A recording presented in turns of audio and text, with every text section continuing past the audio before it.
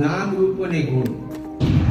કોઈ પણ આકારવાળી વસ્તુ હોય, કોઈ પણ વસ્તુને આંખે જોઈ શકતા હોઈએ તો એનામાં 3 ગુણ હોય, એનું નામ હોય. એટલે માણસે પાડ્યું છે, કઈ વાલે નામ નથી પાડ્યું, પણ નામ હોય. એનું કોક રૂપ હોય અને એનો કોક ગુણ હોય. આ નામ રૂપ ને ગુણ એક પ્રકૃતિનો પરિવાર છે. જાણે છે કે નામમાં ફસાય, રૂપમાં ફસાય, ભૌતિક દુનિયા ગુણમાં ફસાય તો પ્રકૃતિ મને ચાવી જશે. ભલા ભલા ભલા ભલા ભલા ભલા આ માયાથી બચા નથી. તે માયાનો સંગ ભંગ કરવા કોણ?